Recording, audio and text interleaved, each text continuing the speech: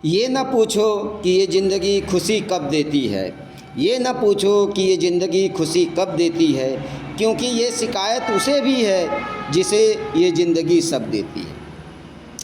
आज मैं आपको एक जापानी कहानी के माध्यम से संतोष का अर्थ बताऊंगा, क्योंकि संतोष का अर्थ क्या होता है वह आपको जब तक पता नहीं चलेगा आप खुश नहीं रहोगे।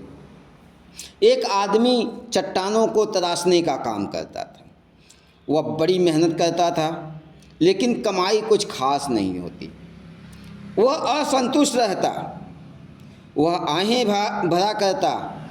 एक बार वह चिल्लाकर बोला, काश मैं इतना धनवान होता कि रेशमी गद्दों पर आराम करता।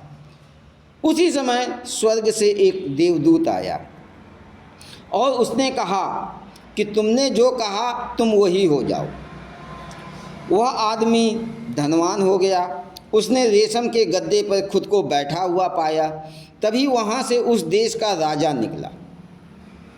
उसके रथ के आगे और पीछे घुड़सवार चल रहे थे और सिर के ऊपर सोने का छत्र लगा हुआ था।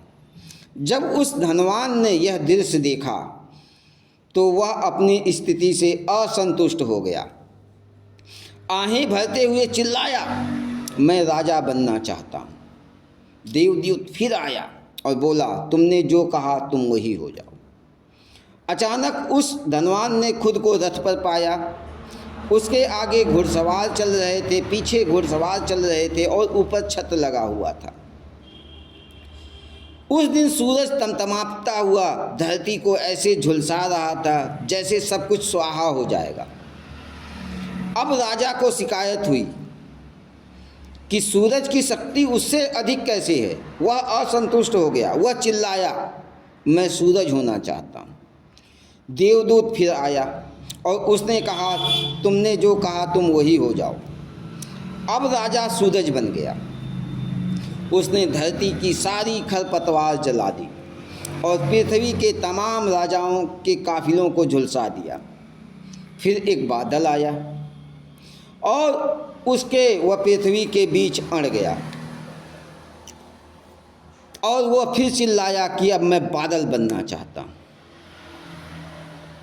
देवदूत फिर आया और उसने कहा, जो तुम बनना चाहते हो बन जाओ। वह अब बादल बन गया। बादल ने धरती पे मोटी मोटी बूंदें बरसाई, जिनसे नदियों में बाढ़ आ गई, घर बह गए, खेत तबाह हो गए। उसकी बूंदें एक चट्टान पे गिरी और वह चट्टान टस से मस नहीं हुई। अब बादल फिर से क्रोधित हो गया, क्योंकि चट्टान उसकी शक्ति के सामने नहीं झुका।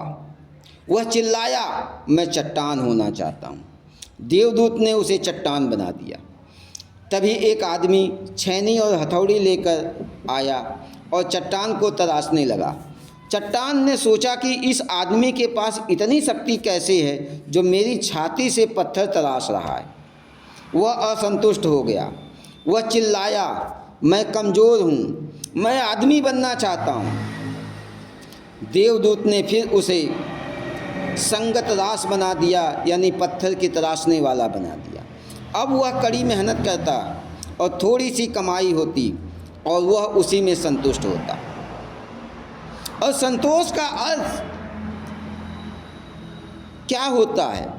संतोष का अर्थ उस सबके प्रति बोध से भरना है जो तुम्हारे पास है, यानी जो तुम्हारे पास है तुम उसी से संतुष्ट रहो। यही है संतोष का अर्थ।